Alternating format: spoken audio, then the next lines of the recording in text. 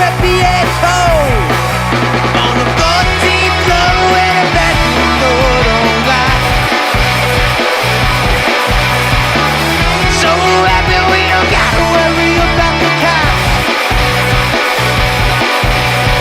We could all get arrested for this, but when the bodies mix, I don't give a shit tonight. Alright.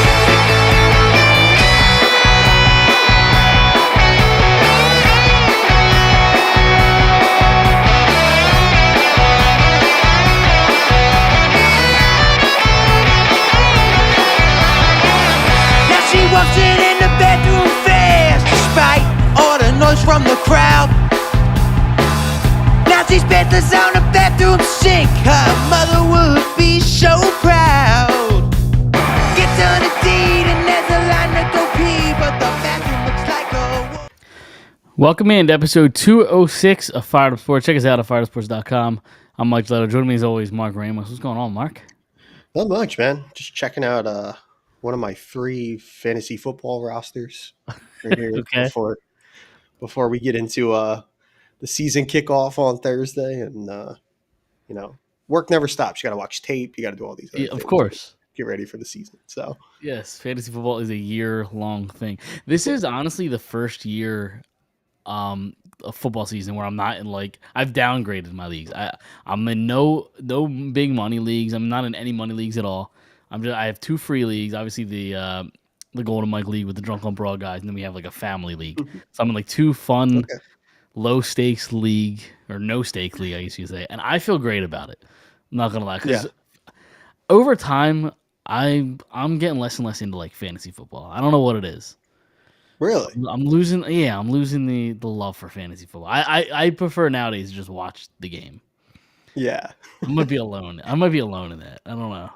yeah. No, it's still. I'm still fully into it. I might just not be good at it. That might be it. Yeah, but it's kind of like golf, right? Like nobody's good at golf, Sure, but yeah. everybody loves to play. That's true. It's a good point. You know what I mean? It's a good point. But no, it still dictates everything in our house. Like after the Eagles games, I gotta watch. If I got players in games, I gotta watch those games. Flip over to red zone when you can. Yep, I get it. Yeah, so that's the way I got to do it. I will say when there isn't obviously you're so I'm focused on the Eagles, but when there isn't an Eagles game, say Thursday night they play. When Sunday comes around, it is less interesting not having things to root for on Sunday. Yeah, right. So you gotta have the red zone going on Sunday and kind of score watch. This is the first year, right? Like I feel like, well, the Thursday game's always a thing now, but the Chiefs and Chargers play Friday night. I think The Eagles did last year to start. Yeah, the year. that was Friday. Yeah. That was in Brazil. Yep. Right. Yeah. So, and I think they feel play. like I don't know where the Chiefs play, but I believe it's also an international game. Is it not? Oh, I don't know. I want to say it's an international game. Who do they play this week? I think they're playing the Chargers. Yeah, that's right. I want to see if I can look this up. See where it is. Yeah, that game is also in Brazil. So. Oh wow! I don't even think I realized that. Yep. Yeah. So I mean, it's all. Yeah, I mean, we have the whole. It's 4 days, a 4-day block. Especially if you're a college football guy, you watch college football on Saturday, and Arch Manning, not a good look on Saturday. This past Saturday, brutal. Yeah, not great. I don't know who had it worse. I don't know if Bill had it worse on Monday night. Yeah. Yep. Or Archie had it bad. It's pretty bad. Have you seen have you gone on X and looked at the socials at TCU? Just roasting North Carolina, roasting Belichick. It's so funny. Check it out because it is hysterical. Yeah, I've enjoyed the this morning on my way to work. I enjoyed a lot of the Chat GPT Bill Belichick in a Dunkin' Donuts uniform. If he didn't have Tom Brady, so a lot of that stuff. I saw a lot of that, but I'll have to check out the TCU stuff. I'm sure they're. It was good, and then I saw another meme of somebody posting a score of this when it was 41-7, and they're like, "Oh, that's ironic because when Belichick was 41, his girlfriend was 7." Oh man. Yeah, I mean, it's so weird that like that's so like it has to be a prominent storyline just because of Sure. the you know what I mean, the just the age difference alone, but it's so funny that it's Bill because he's just such like an average old dude, like but yeah, And that it's just the job him taking that job still makes no sense. Like, yeah, you've gone down as the greatest coach in the history of the sport, or at least one of them, and then you're gonna downgrade to do college where, like, there's no good that comes out of that for yeah, you. Like, where's the upside? yeah. And you know what's funny? I found funny too is like I was really looking forward to that game just to see, they were home and Yeah. everything, so I was like, oh, this should be cool. And then before the game, like I'm watching the all the coverage, and you know MJ's there with LT, and they're all like in it felt very much like a the Tar Heels are back kind of thing, and then they just go out there and just get stomped. Yeah, well, I don't even know what the final score was. It was I don't know either. Let me see if I can find the score. 48-14. 48-14. Yeah. So yeah, they got stomped out in that game, but it was fun there for a little while there. Yeah, yeah, it was. Like you know, Yep. And then I think Penn State took care of business. I was watching a little bit of that game. yeah. What was the final score of that game?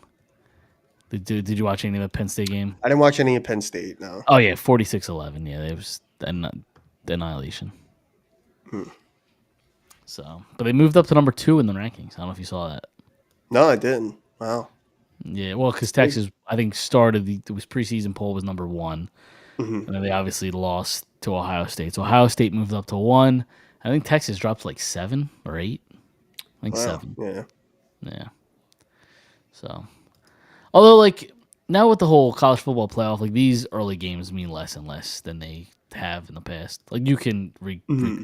you know, this Yeah. season after this week. Yeah. Yeah. Yeah. Definitely. It's definitely changed. The whole landscape of college football is it's so much different now between the playoff and now like how prominent the portal is Yep, and the stuff like NIL. that. Yep. It's such a different, it's so different now than Oh, sure. Yeah. what it once was. Mhm. So, All right. Before we get into kind of football stuff, or even baseball stuff, I wanted to pick your brain a little bit. It's been a while since we've kind of talked hockey. We're in the middle of the summer, not much going on. I saw you tweet about it, so I know you've seen the clip. But the whole thing went viral on Twitter about Dale Weiss, rip carving the his time with the Flyers, ripping, I guess, Claude Giroux and Jake Voracek.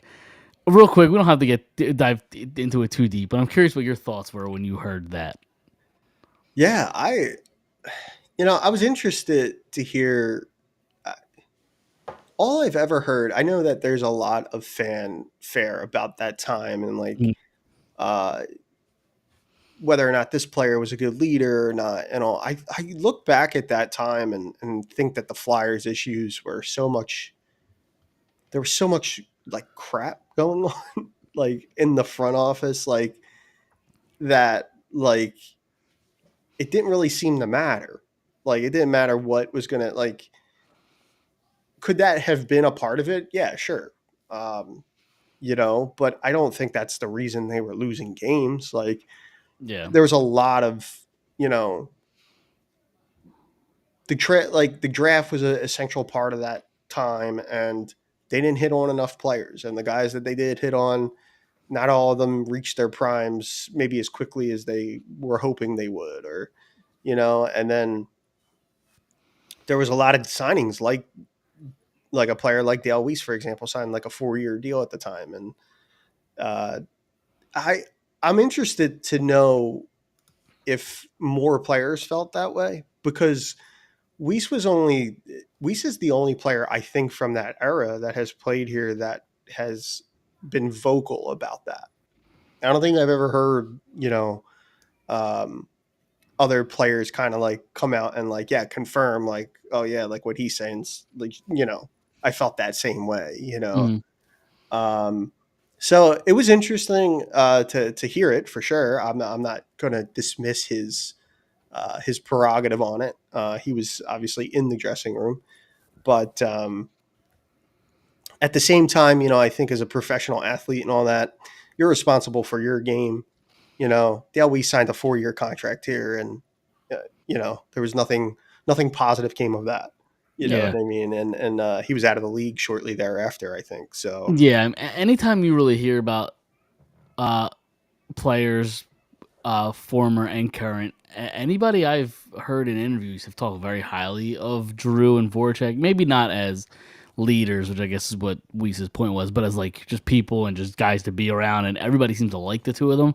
right, So it kind of threw me off a little bit.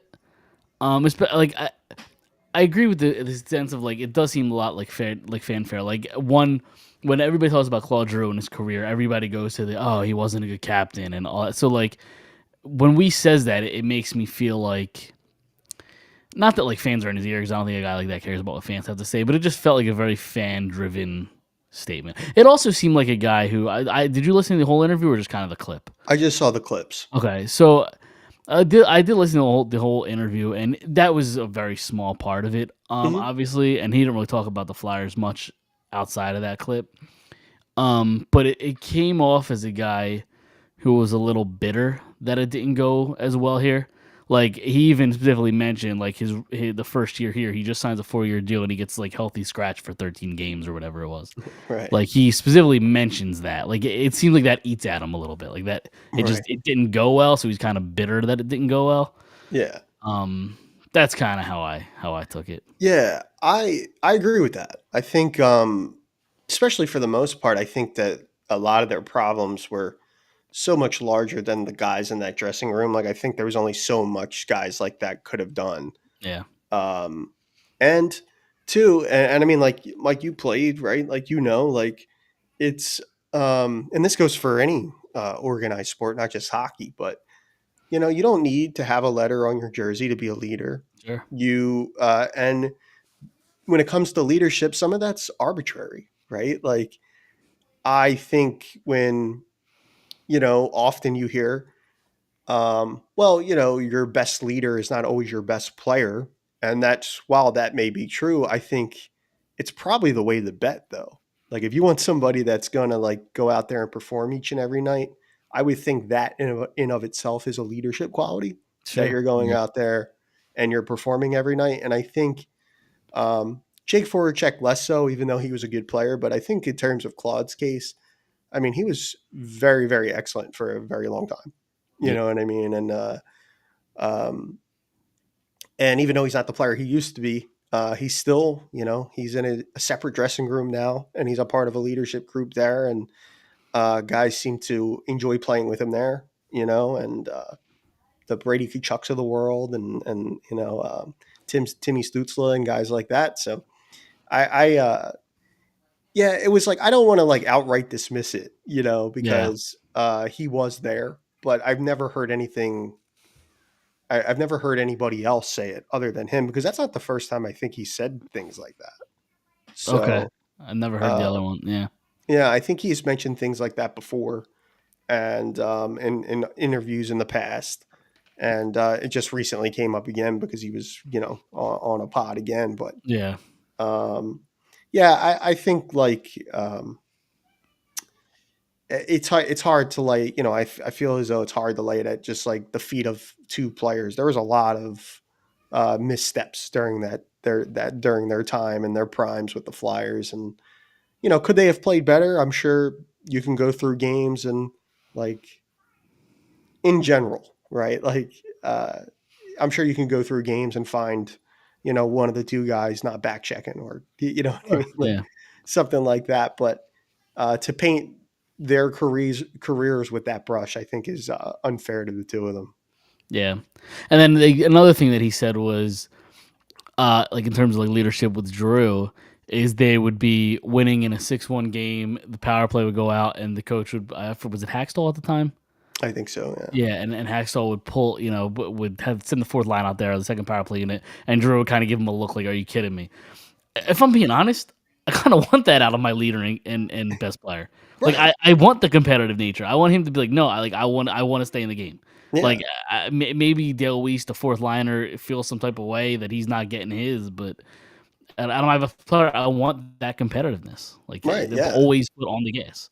Yeah. It's like competitive conflict. You know what Yeah, I mean? Like everybody just wants to win, and sometimes it comes out, as long as no one's crossing a line, but other yeah, than that, I mean, like, yeah, I think you would want that out of guys that you're looking to as that have letters on their sweaters and things like that. You want them to be out there no matter what the score is. And um, yeah, I think too, it was like, it seems to kick up conversation every so often when that stuff comes up. And um, I do think people will look back on Claude Giroux's time with the Flyers in particular more fondly as time goes on, mhm.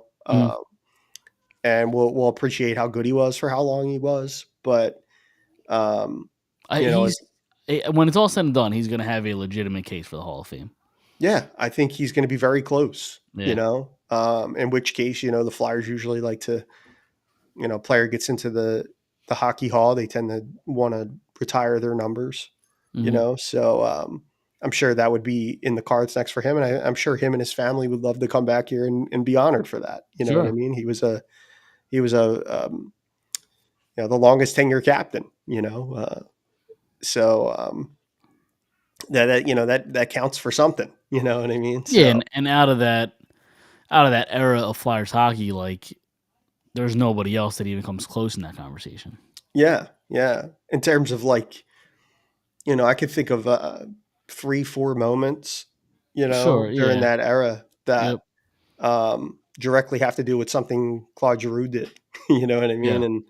And so I can understand people feeling like because it was objectively a dark time for the organization in terms of like success. They had never, I Hmm. don't think through their entire history, they had ever gone through a swoon where it was like on again, off again. They really weren't contenders through any of that period, um, really not through till bookended. It was kind of like the last teams that kind of felt like they had a chance to be any good were like, Like the 2012 2014 group, or and 2012. then Yeah. the COVID year team looked like, Yep.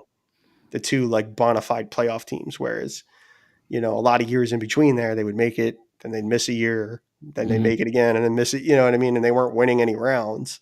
They would just get bounced in round one. So, Yeah. um, so yeah, I mean, that's kind of where I stand on it, I think. But Yeah. Like uh, you look back at like, listen, I love Richards, Carter, Simmons, like these fan favorites. I love them as much as the next guy, but like Claude Giroux had a better career as a Philadelphia Flyer than those three guys. Like I mhm. can't pick a guy from that era that was better than Claude Giroux. I really can't. Yeah, yeah, I think you'd be hard pressed. I mean, Yeah. like, yeah, I was a big Jeff Carter, Mike Richards Yep. fan when they were here. They were both excellent players. I mean, Richards in particular left everything out there every night. They were a part of some really good Flyers teams, uh, and but yeah, I mean, when you look at the totality of their careers, yeah, I mean, Claude certainly had a better career. Yeah. All right, we can move on. I was just curious your take on that. Yeah, Because anytime I get a chance to talk hockey, I'm gonna do it. yeah, yeah. No, Um, same, same. um. So moving on, it's Dallas week. I guess starting off, how are you feeling? Oh, I guess okay. Before we even get to the game, I believe after our last show, the Micah Parsons trade happens. Hmm. Um, two first round picks and Kenny Clark. The consensus is that they didn't get as much as they maybe should have for Micah Parsons. I don't know what kind of leverage they had when a guy that clearly doesn't want to play for you. Like I didn't expect any sort of crazy trade, but I guess were you surprised they actually did it? What would just overall sense? What your thought was? Yeah, I was surprised. Um, I was I was kind of looking at it prior, like leading up to the trade and the announcement of the trade. I was like kind of thinking, well, I think this is all going to be much ado about nothing. They're going to get this, they'll get something done and he'll stay there. Um, that changed when he was sleeping on the trainer's table during the preseason Yeah. game, and they showed that. And when that came down, I was like, "Oh yeah, I mean this." He doesn't seem long for Dallas if this is No. the kind of thing that's happening. And the trade went down shortly thereafter. I was surprised though. I was still surprised. I was surprised it was Green Bay, which is funny because we had just spent all Yeah. last week just running down the Dogging 'em. Packers, Yeah. and now they have this like elite weapon. Like there's nobody in the sport like them kind of talent on defense. And but yeah, I mean, it did feel like I don't know. We talk about value and stuff like that, but I don't know how you assess the value of a player who's so. It's almost like he's too good. Like, how do you assess the value Yeah. of what's a fair return in a trade for a Micah Yeah. Parsons level talent? You know, Yeah. Yeah, very true. But and when a guy clearly doesn't want to play for you and the relationship's severed, it's like if you're Green Bay, I'm not giving you the world. Like you're gonna get rid of this guy anyway. right? Exactly. I'm sure that had to have come up, right? Like it'd be Yeah. like this dude's sleeping on your training table during a Yeah. preseason game. Right. Like you want me to part with significant assets for Yeah. this? Like Right. and yeah, that's a tough position to be in. Uh, not that I'm necessarily sympathizing with Dallas here, Of but course not. Of yeah. course not. But no, I mean, I was surprised by it, even though it came down. I still kind of felt like it was kind of like a believe it when I see it kind of thing. Yeah. Yeah, With because you Parsons. see this, you see it all the time of Hmm. guys requesting trades because they're in the middle of a contract dispute and then deadline spur action, and when it gets closer to game day, they'll sign, they'll figure it out, but this just didn't go that way. Yeah, yeah. So I think it probably could have gone either way. I'm sure if two sides want to hammer out a deal, they can definitely do that. But like you said, I think something was severed there along the way. I think it's really kind of it feels really grimy to hear at least his perspective on like Jerry Jones trying to corner guys into Yeah. signing deals without their agents Hmm. representation seems really shady. And um, the league should do something about that if that's how he's Yeah. trying to operate. Um, Well, it's Jerry Jones trying to one, um, show his power, and two, take advantage of guys that don't know what they're talking about on the business side. Like these players play football. Like let the right, agents figure that out. Let the players play football. right. That's simple. Yeah. So that seems that like when that came out, I was like, oh yeah, I would imagine that would break the trust of any player, you Yeah. know? And it's almost like you can eat it like it's almost like it can kind of like really kind of bleed into the other like when you're the Dallas Cowboys and like you probably operate with this and like this belief system. I'm sure Jerry Jones operates with this belief system that like nobody's bigger than the Dallas Cowboys. Mm. You know what I mean? We'll move anybody. We'll do this, that, and the other thing. And while like part of that is admirable, you can't like run a successful football franchise like Yeah. that. It just seems like yeah, Yeah. something. And It to feels go like along. Yeah. they Sorry. get Go ahead. every time they get to a point where they got to pay somebody big money, like they had issues with CD when he signed his contract. Yep. Like it's like anytime it comes down to like star players, They're still fighting with Dak, I think.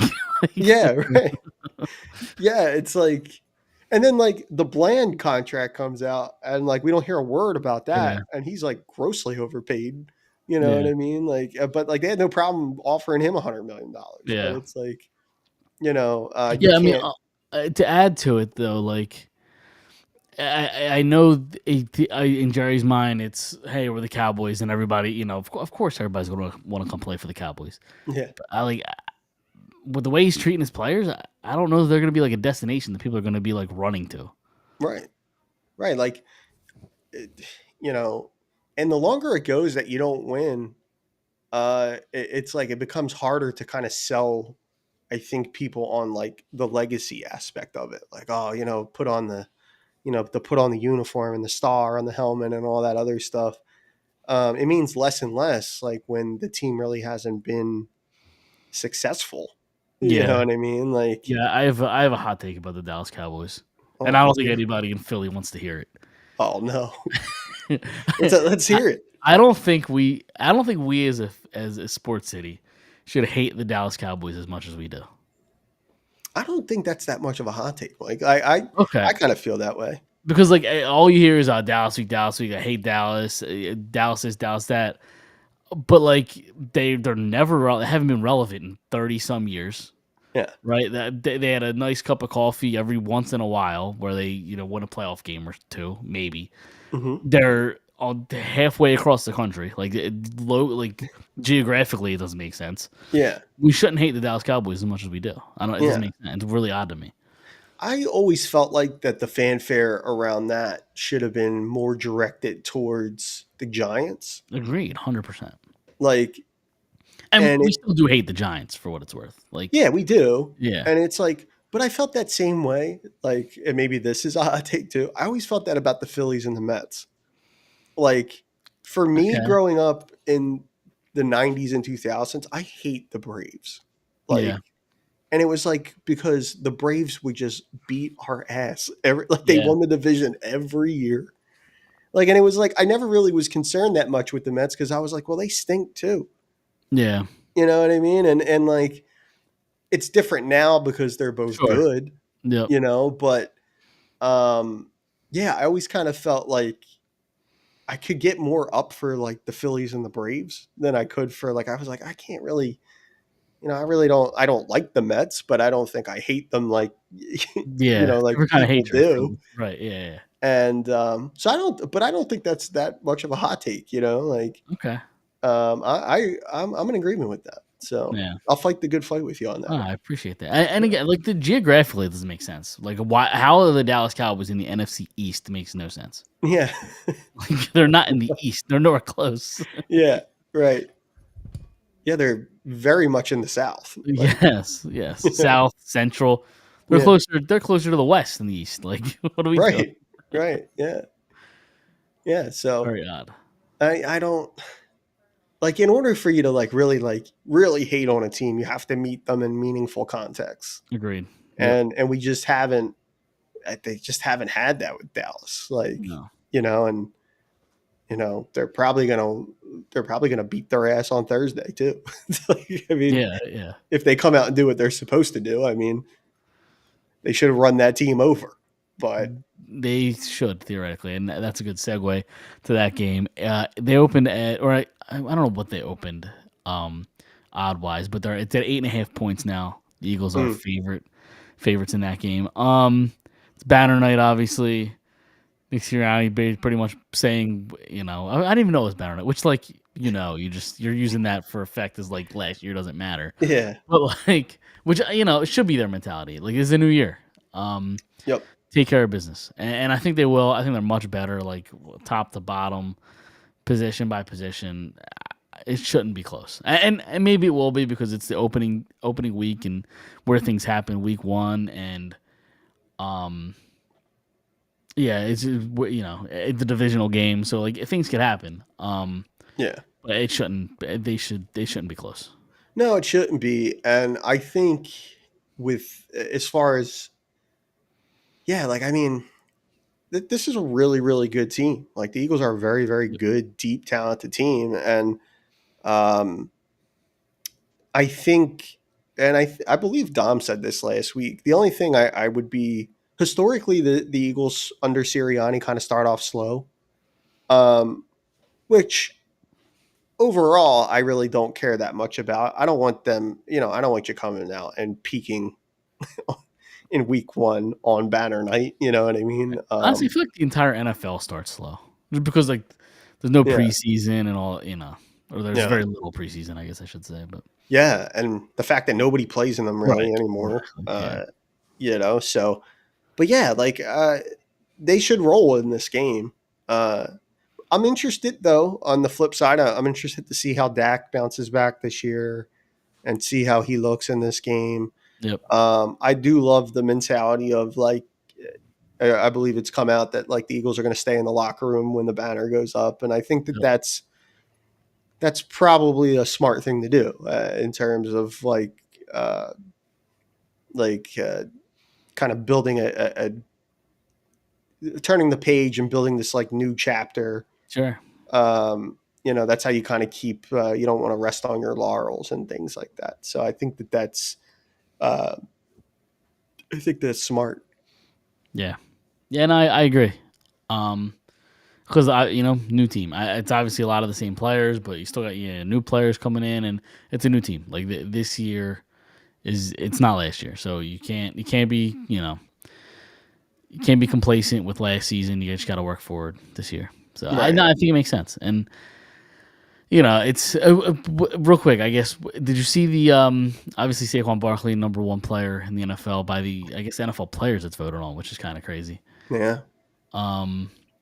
Giant. Speaking of teams we don't like, Giants fans have to be losing their minds, right? They just see this; it just beat to a pulp that they made a poor decision letting him go to the Eagles. Yeah.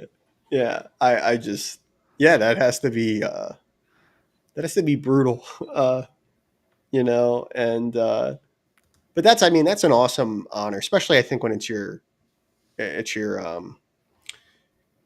fellow like players Yeah, voting on that. And that was one of the I was saying that last year to people, just talking to people, and I'm sure you guys have said things like that on this show last year. But like that would Saquon's season last season was one of the greatest individual, I think, like Philly sports seasons I've ever seen, like from yeah, any team. Like that was incredible. yeah. What he was able to do last year, and you take a talent like that and you put them behind like this. He never ran behind an offensive line like the one the Eagles have in New True. York, and I think that was, and to have a quarterback that like Jalen, who's able to kind of like be the orchestrator and all that. I think it was really just a perfect fit, and provided he's healthy, I can't. He's not going to rush for the sheer number that he went for last Right. year, but Yeah. I This year he finally breaks the record. Like, oh man, that would be incredible. It would. Yeah, just double down on it. Go, Yeah. Yep. that would be incredible. But he'd have to be the greatest Eagle of all time Yeah. after that, easily. So Yeah. Yeah, for sure. All right. Well, I guess we could kind of get into our picks against the spread. I'm not here, so I'll read his. So for people listening that don't remember, we do against the spread a segment where we basically just pick games. We do three spreads, and then we do 2 over-unders. So did you want to start it off? yeah. Let's do So how many teams am I picking here? So you pick 3 games. Three games? 3 spread. Yeah, 3 games, 3 of the spreads. So like, if you want, I can start it off. You kind of get the hang of Yeah. where we're going here. Or I'll start with Dom. So Dom picked so you picked 3 spreads and 2 over unders. So 5 games total, I guess. So Dom has the Raiders and the Patriots. He has the Patriots -2.5. Then he has the Cardinals and Saints. The Cardinals -6.5. Then he has the Dolphins and Colts. The Dolphins +1.5. And then his over-unders are San Fran and Seattle over 43.5. And then he has Houston, LA Rams over 44.5. Okay. And then I have I'll give you some time so you could look to see what you want to do. Do you have the sports book up? I do have. Okay, Yeah, so you have the line. I have Right. the what was it? I have my over unders. I have to think about the. Okay, I'll read mine off then. I have because it's weird. Like week 1's always weird because like weird shit can happen and there's a lot of division games and Right. you just don't know you don't know these teams enough yet. But so I have the Lions and Packers. I have the Lions +2.5 against the Packers. Everybody's loving the Micah Parsons hype, but I still think the Lions are better. People are sleeping on the Lions, and I get points with the Lions plus 2.5. I'll take it.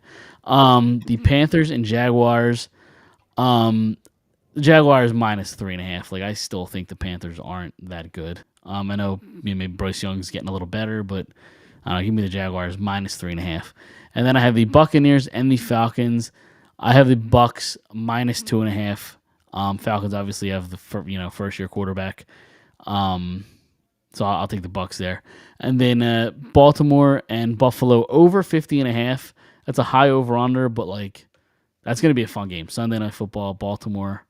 The Ravens and the Bills can be fun. Yep. And then I Totally. have the Raiders and the Patriots under 43.5. So Okay. that does it. All right. Yeah. I was gonna go. Um, First, I kind of want to go with the Jets at plus 2.5 Okay. over the Steelers. I don't love. The thing with the Steelers is kind of a weird mix. I think I had said before. I don't really know what to expect. I'm a Justin Fields stan, so uh, I'd like to see him run all over a team that didn't give him a chance last year. Yep. So I got them at 2.5. Okay. What's the other one here? I got the Bengals over the Browns at 5.5. I was looking at that minus five Yeah, and a half. Right. Yeah. I was looking at that. The Browns aren't great. Obviously, Flacco starting. So who knows kind of what you have there at his age. But like the Bengals are like notoriously slow starters. But that's I don't know. They should win that game pretty easily. I think. yeah, And call yep. And then my other one was going to be the Niners over the Seahawks at 2.5. the Niners are minus 2.5. Yes. Okay. Yep. All right. And then your over unders. So the over unders was going to go for where is it? Was going to go the under for Saints Cardinals. Okay. What's the over under? It is 42.5. 42.5. All right. And I was going to go under for Pats Raiders. That is 43.5. I also have that one. Yeah. Cool. And then what did I do? All right. So yeah. So we keep a tally of them and we kind of see who wins after the season is who has the most amount of right. Usually we all do terrible. So Yeah. I usually do terrible on these as well. So we used to play, my cousin and I used to play in this like big gentleman's league. And we'd have to go through like the spreads and stuff like that. And we'd start out hot. We'd have a couple weeks where we were really good. And then like, we couldn't predict one if you no, gave us, you know what I mean? Like we couldn't get one at tough to all. do. Yeah. Tough to do. Have you ever done like a survivor pool? Those are tough as well. Yeah, yeah. Actually, my fiance won our survival league last year. Nice. Yeah, How far did she get? Like she went what all was the she like? way to the champion. I think the conference championship game or Wow, something. really? Yeah, she was That's a far survivor. on fire. Like, Wow. which I like to take some credit for, even though I Sure, can't. yeah. You She's know, not gonna give you that credit, but no, not at all. But I think a lot of I watch Hard Knocks all the time. I'm a big yeah, Hard that Knocks fan. Like helps. we know what's going on behind the scenes and all. I think That that hel all played a factor in it. that helps. I'd like to say that's what it was. Right. She'll never give you that credit, but I think you deserve it. No, she might barge in here and tell me like Yeah, you're that's wrong. not. You're wrong, yeah. You're remembering it wrong. Yeah, yeah, exactly. I was out by like week 4. Yeah, it's usually how I am. I like outsmart myself. Where I'm picking like some intricate matchup that like doesn't make sense in week 2 or 3, and then I'm Yeah. out. Oh, I had last year. I think I went out on the Bengals were my pick, and they were like they had a real rough, Yeah. especially start to the year. And Yep. I was like, ironically, Joe Burrow is one of my fantasy quarterbacks this year, And but I swore on everything that I love. I was like, I will never do anything Cincinnati again. This team is awful.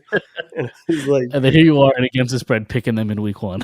yeah, against the spread, I picked them. I got Joe Burrow in fantasy. Yeah. I don't know what happened, Yep. but they got me back on the train here. I don't know. That's what Joe Burrow does to you. Yeah, he must. That's what Joe Burrow does to you. Are you got anything else you want to talk about with these Eagles matchup before we move on or get out of here? There's really not a whole lot Phillies to talk about, I feel like. Yeah, yeah. They did have that big win yesterday. Yep. It was looking. They tried to give it up a few times, but they fought back. It was looking like we were going to have a lot more to talk about. Yeah, if, for had sure. if they just went out there and not did that. But no, I think like too, like it's kind of exciting now. Like I think with the Phillies, like Bader's kind of coming around a little bit offensively. Really well, yeah. Yeah, And he's and a really good fielder too, which yeah, is he nice. is. And if you go back in our archives, I was interested. I was intrigued there when they brought him in. I was not as I knew it wasn't like a big move, but I was kind of looking forward to what he could do. And so far so good, I think. And in And addition to that, right? Marsh Like, is red hot. yeah, I was just going to mention Yeah. Brendan Marsh, and he's played really well lately, and he's really swinging the bat well. And Mm-hmm. you need that. You need that, especially during this stretch drive. The offense got to come from somewhere, and especially the back end of that lineup. That's usually what we're so concerned with. And I wanted to ask you too, Mike, that we're talking about the Phillies. Did you see Castellanos' comments about the defensive? Like he's still getting pulled out of games for Mm-hmm. defense, and there was talk about some of the comments he made about was it about defensive run saved or something like that. I did not see this. No, I can No, only you didn't. imagine. See it? No, Yeah, I there didn't. was a. I don't remember exactly. I gotta look it up here now because Yeah, sorry, I did not see this. should I put it on our list? But Yeah. This was the other day. yeah, it was a couple days ago. It was definitely before or after our last show. I think. So I saw that Thompson said something about him, so I wonder if that's what he was referring to. yeah, yeah. So he was pulled. I think the most recent one was Friday. I think it was when he was pulled for defense, Okay. and he had voiced some of his frustration about getting removed from the games and stuff, and he had talked about it being a big adjustment. And there was a follow-up question asking if that was difficult for him, and he was saying, it might not seem like a big deal, but fans that are familiar with his track record are fed up. So there's Okay, so I found the tweet. I can't play the audio right now, but there's a tweet that yeah. says Nick Castellanos was asked if it's frustrating to be replaced defensively in the ninth and after having a pretty solid game defensively, and his reply, yes.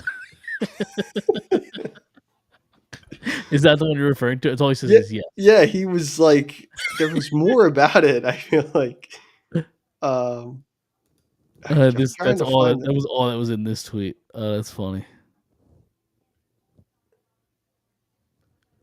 Yeah, where? That's good. I wish I could find it, like Yes. the actual full thing he was talking about. Yeah, I can't find it.